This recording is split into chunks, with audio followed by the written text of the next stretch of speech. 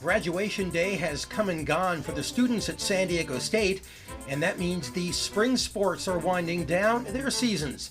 Hello and welcome to Aztecs All In, the podcast that goes all in on San Diego State sports. I'm Weiner along with Steve Perez, and while we gear up for the Aztec women's track team in the NCAA Championships, the women's softball season ends in the LA Regional of the NCAA Tournament, and the men's baseball team falls short in its bid for a Mountain West Conference championship. Let's say hello to Steve, my partner in podcasting. Your thoughts on the baseball season coming to an end, Mr. Perez? Hello, Lewis. Nice work by the Aztecs to get there. I mean, they swept Washington State in 3 games in their last regular season series and claimed the 5th of 6 spots, right? They did. And they got to go to play in the desert. Fun, huh? Yeah. Can you explain to me why they went to play in the Chicago Cubs spring training stadium with virtually nobody there, as opposed to playing at a university where you know you'd have at least some fans there of the team playing in it for the most part? Because they wanted to get back at the Aztecs for leaving to go to the Pac-12. Oh. Because annually they host it in San Diego. I mean, because it's beautiful weather. Why not? Yeah. I don't know for sure if that's the case, but you know, it's a new venue this season. Look beautiful. Cubs spring training yard, Mesa, Arizona, Sloan Field. I mean, if you looked at it, it was a nice surface. It's MLB caliber. Temperatures at one point in the high 80s at the outset, and then you watch it on the Mountain West channel, and where are the fans? Yeah. Where are they? And the announcers a couple of times talked about how big that stadium was as opposed to some of the Mountain West Conference stadiums. And some balls that were hit deep that were outs, they say would have been, out of there, home runs in other parks. So it played, the stadium played big like a major league stadium does. I don't know if that was to the help or the, not helping the Aztecs in that sense. Well, you could call it a pitcher's ballpark. It was a non-Mountain West venue, of course. And you look at the attendance, the results were predictable. I mean, they had a great crowd out there for the MLB spring ball game, so why not have that out there with the date? This time of year, though, having been raised in the desert, the weather can be like very nice, mellow, and very pleasant one day, and then turns into a furnace the next. Yeah. Daytime temperatures in this one were pushing 120 degrees when the Aztecs played. I mean, and then there's no one there. Big blank spots in the stands, including behind the home plate. And if this were on video, I'd be showing you my shocked face. Yeah. Yeah. Right? Video, imagine, my shocked face. It's just shocking. Well, the first game, the night game against UNLV, it was 88 degrees, so a little bit cooler without the sun shining. But man, that's not fun to be playing. Well, yeah, in the desert, there's big swings. I mean, you can go from 120 day side and then hit the high 80s at night, and that's a 30, centigrade temperature or Fahrenheit temperature swing, and it's having been raised in that environment, it still feels hot at night too. Even. Yeah, and one more upside, is they got to play 3 more games on the season, right? So it's more experience that has to help Coach Cole with his young team. And never forget, Danny the Lizard got a chance to hang out in the Aztecs dugout. Well, you can't go wrong with that. Anytime Danny the Lizard is there in person, right. You can't go wrong. But now you can tell us essentially about this play-in game, right? Yep. Which was to reach the 4-team double elimination portion. Yeah, let's get to it. Yep. Steve, only the top 6 teams in the Mountain West Conference make the Mountain West Conference Championships, and the Aztecs didn't qualify until the final weekend of the regular season with a home sweep of Washington State. So as the 5th seed, they faced 4-seed UNLV in an elimination game, with the winner moving on to the double elimination part of the tournament. Marco Cipolla on the mound, and man, did he pitch well. Aztecs got off to a quick 1-0 lead with a Finley Bates leadoff double and Nevin Noonan single. and added another in the third, same guys. Bates with a single, and Noonan drives him in again, 2-0 Aztecs. They extend their lead to 3-0 in the fourth. After a walk and a single, Evan Sipe hits one up the middle that both the shortstop and second baseman just stare at as it rolls into center field. Xavier Farnham comes around to score, 3-0 Aztecs. But Cipolla was outstanding on the mound for the Aztecs. In the fourth, UNLV threatens after a walk and a single, but Cipolla gets out of it. Aztecs add on in the sixth. After a walk and a single, Sipe reaches on an error, and Jake Jackson comes in to score, 4-0 Aztecs. In the sixth, the Rebels get men to second and third, but Cipolla again gets out of it by striking out Brendan O'Sullivan. Cipolla ends up going 7 innings, giving up no runs, just 4 hits, and 3 walks, throwing 125 pitches. Aztecs put this one out of reach in the ninth, tacking on 4 more runs on a Noonan sac fly, his third RBI of the game, a Farnham single, and then after a double steal, Zane Kelly drove in 2 more. Aztecs win this one 8-0. Here's Sean Cole after the game. Marco set the tone. He did a really good job getting deep into the game, and then Peyton did an excellent job coming in and shutting the door. We just got to play good baseball. We got to get clutch hits, and we got to play good defense, and we got to fill up the strike zone. So, Steve, the Aztecs advanced to the double elimination part of the tournament with the right to face 1 seed Nevada, and you have more on that one. Aztecs baseball hits the diamond again on Thursday in Mesa, Arizona. It's the official start of the double elimination bracket in the Credit Union 1 Mountain West Championship, and they're facing the top seed Nevada Wolfpack.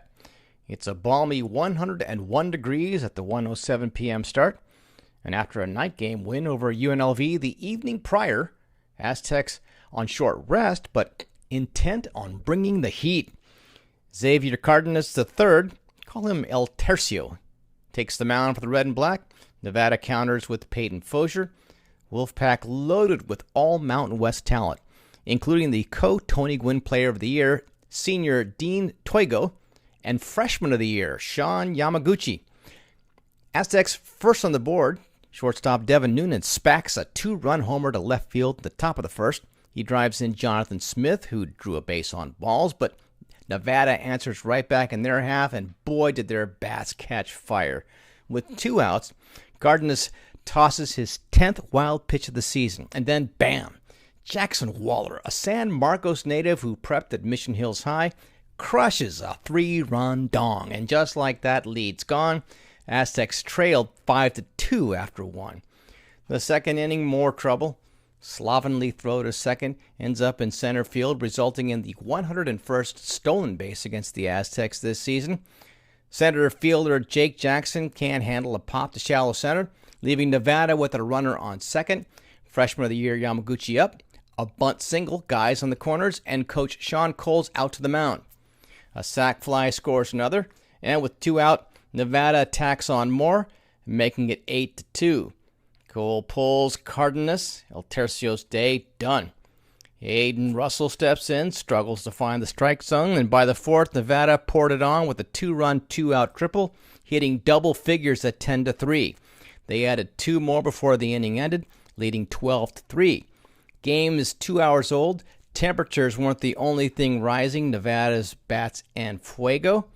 Mountain West catches up with Coach Cole in the fifth. Talking pitchers' challenges and the Aztecs' need for a never-say-die attitude. But then right after that chat, Nevada pulls ahead by 10, 15-3. Waller leading the charge. He ends up going 3 for 4 with a homer, a whopping 7 RBIs. If this was a boxing match, he'd be throwing in the towel, but this is baseball, folks. It's the 7th inning, though, with the pitch clock ticking, the run rule looming. It was used often in the Mountain West this season. Nevada led by 10. So the Aztecs scratched 1 across. They had 2 on with 2 out.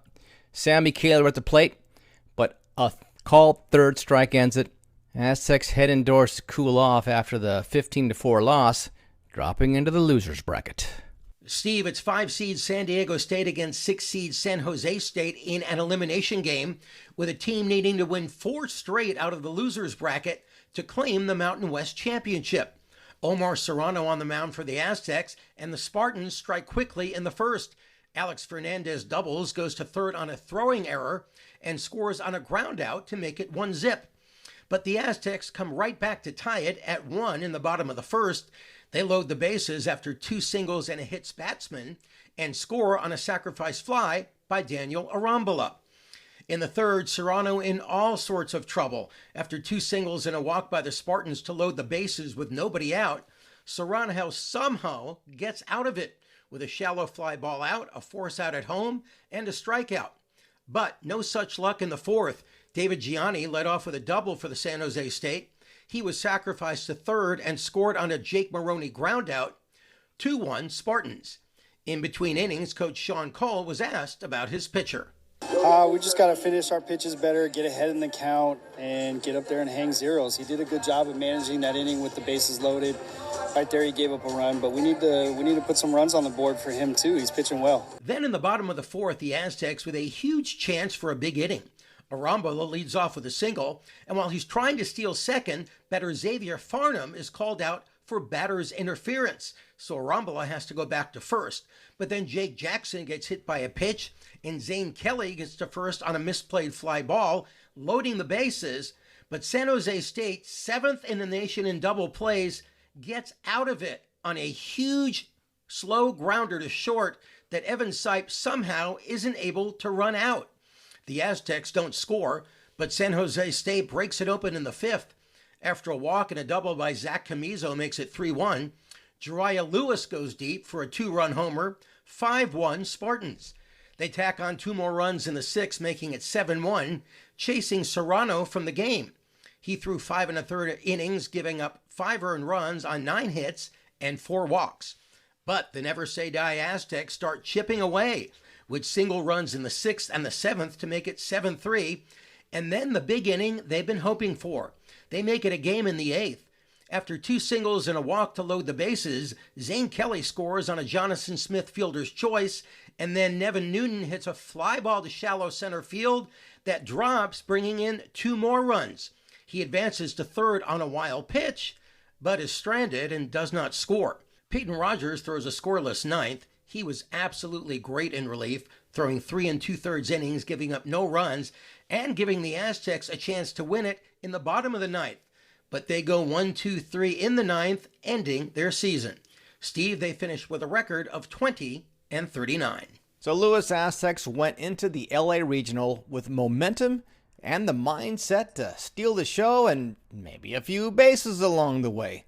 They entered the 4-team double elimination with a team ERA of 1.20. Tournament host UCLA no slouch with the number 9 seed and some powerful bats heading into the action at Easton Stadium that concluded Sunday, May 18th. And if you're looking for a game that moves along fast, displays of high skill in all facets of the game, and one where the participants seem to be having the times of their lives, whether they're on the field or in the dugout, search out the Aztecs Division I college softball whenever you can find it on your calendar. Hey, the copyrighted slogan from the NCAA about its collegiate events on the diamond? The greatest show on dirt, and they lived up to this one. Aztecs Friday night game against Arizona State, a classic. Coach Stacy Newman-Denise describes it as a pitcher's duel, then clutch home runs. Aztecs managed to scrape together a first inning run against the Sun Devils ace, Kinsey Brown. Bella Espinosa singles, then steals second with a twisting slide that evades the tag after a good throw from behind the plate. Callie Decker drives her home. Brown settles in after that to rack up the strikeouts, and ASU ties it up in the second. Grace Uribe in the circle for the Aztecs, Sun Devils scoring on a sacrifice fly. Now, Brown was sitting the Aztecs down over a 5-inning stretch. 1 hit, 1 walk, 10 strikeouts during the run that included 5 straight. Top of the 6th, CC Salura in the circle for the Aztecs when ASU takes the lead in the bottom of the 6th. It's a 2-out single followed by a double off the wall in center field. So Lewis top of the 7th, Aztecs down to their last 2 outs when Grace Uribe steps up to the plate, 0 for 2 against Brown so far. And the ending was full Hollywood when Uribe sits on a Brown changeup and bam! Just like that, tie game. Uribe, who pitched 3 innings for the Aztecs, describes the pow, pow, pow, pow power of positive thinking courtesy of her teammates and overcoming any doubt when facing an elite pitcher who's on the top of her game. The sound coming courtesy of NCAA softball. It was easy for me to, my first two at-bats, like, oh, dang, just missed it or whatever. She had me twice. Like, it's easy to go into the at-bat thinking that, but genuinely, every single person that I talked to after all of my at-bats or before going into my at-bats, they're like, your honor, like, this is the at-bat, this is the at-bat. Coach Curley came up to me, your honor, like, I would be scared to pitch to you right now. Angie told me, like you're going to get her right now. So, honestly, I went in pretty confident and just, like, eventually the ball's going to fall for me. And just one swing away, so. So then up comes Gabriela Terrones, the freshman pinch hitting. Lewis, we saw her connect for a clutch home run during the Aztecs' brink of elimination 4-win streak in the Mountain West Championship, and she'd had a prior clutch grand slam during the regular season against Boise State. Could lightning strike thrice? Yes! A towering shot just right at center field, and the Aztecs lead 3-2 just like that. Of course, Lewis, drama in the bottom half, but it did turn out to be the game winner. And after the game, with Salura Uribe and Coach Denise looking on, here's how Terrones answered that cliche question. How does it feel? Feels so good. Feels amazing. But, I just knew after Grace hit that she gave me so much confidence, and I knew that I could do it and just get the job done. And like I mentioned, some bottom of the seventh drama with Salura in the circle against ASU's Kelsey Hall, giving up an apparent base hit, and Hall trying to stretch it to a double. It's Bella Espinosa with a hero throw to second. Infielder Jasmine Williams with a tag the ump had the best view of, despite the replay challenge, out. Salura gives up another double, but ends the game on a strikeout, and here she is explaining how teammates bring out the best in each other. We feed off of each other. Like, we're very, when one's dominant, the other one's dominant. So I think just, having the conversation of, what do you see the hitters doing? What do you see the umpire strike zone? Having these conversations helps me, stay, in my game and know that, I can beat these hitters, no matter what. And, she proved it. And so I just think feeding off of her was huge for me, and knowing that I can compete with anyone when I have the defense and the bats behind me. Thanks again to NCAA softball for the sound. And Lewis, the Aztecs managed to overcome a 13 strikeout performance by Brown, and they are on an emotional high heading into their next game against UCLA. You figured any team wanting to advance to the Super Regional would have to figure out a way to beat the Bruins not once, but twice at the least, and most likely three. Count them 3 times. Steve, 1 win away from the final of the LA Regional, the Aztecs went up against one of the best teams in the nation, number 9 ranked UCLA, who shut out the Aztecs earlier in the season 5-0 on March 8th. And after this game, the Aztecs still haven't scored a run against the Bruins. The final was 10-0 in a game that ended in just 6 innings after the Bruins scored 6 runs in the top of the 6th. The Aztecs were never really in this one. The Bruins scored 3 runs in the top of the first off CC Salura and never looked back. They added 1 more in the 5th before breaking the game open in the 6th. But this was a very familiar position for the Aztecs, who now needed to win 4 straight games out of the losers bracket to make it to the Super Regional.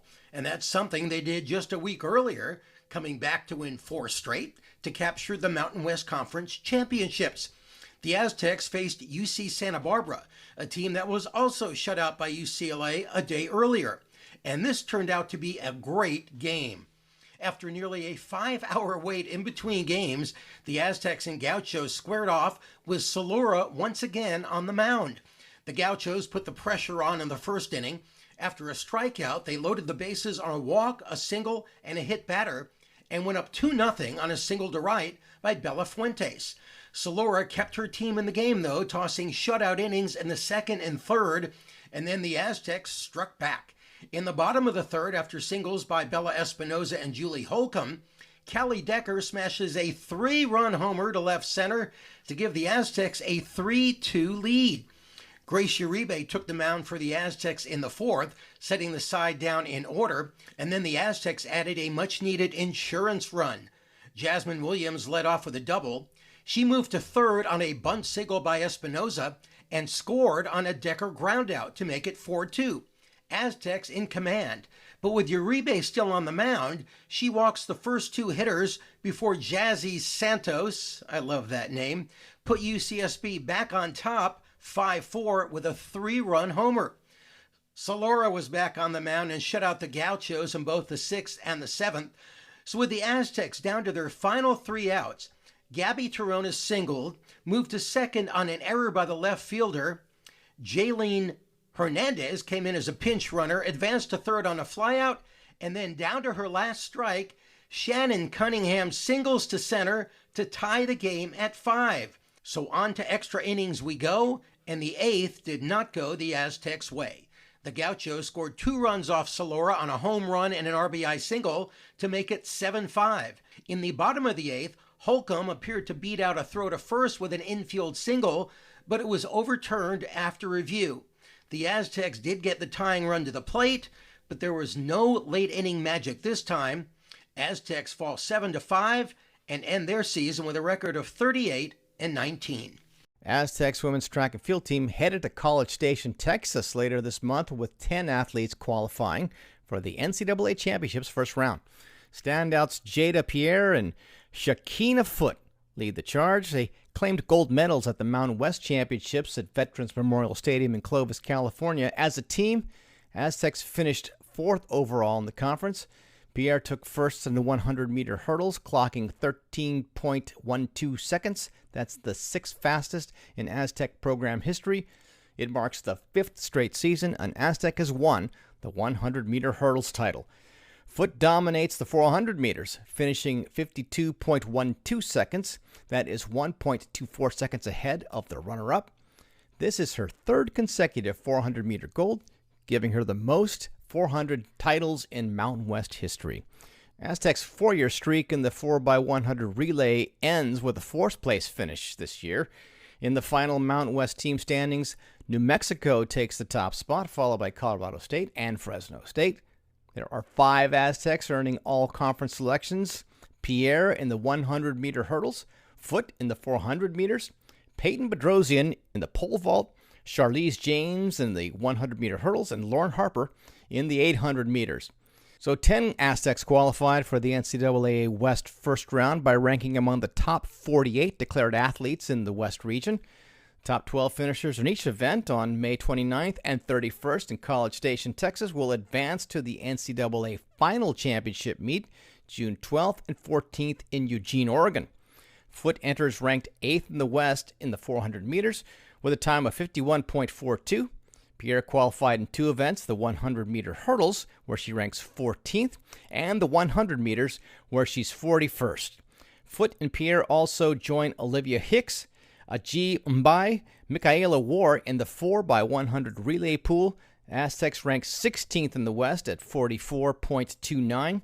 Pavana Nagares is San Diego State's lone field event qualifier, ranking 21st in the long jump, 20 feet 9 inches. Harper ranked 22nd at 2 minutes 5.0 seconds, and Sophia Wolf 39th at 2 minutes 6.67, both qualified in the 800 meters. James ranked 27th at 13.29, qualified in the 100 meters, while Anna Major, 35th at 58.64, made it to the 400-meter hurdles. So that NCAA West first round takes place Thursday, May 29th, Saturday, May 31st, College Station, Texas, and the national championship set for June 11th through the 14th, Eugene, Oregon. All right, now we're going to take this episode of Aztecs All In, print it out, and pin it on the fridge with a magnet, and let our family members admire it for years to come until it tatters, dries out, and falls to the ground. You can hold the spam emails, but anything else of value can be sent our way via email, aztecsallin@gmail.com. And we also invite you to follow us on X. The handle there, Aztecs_all_in.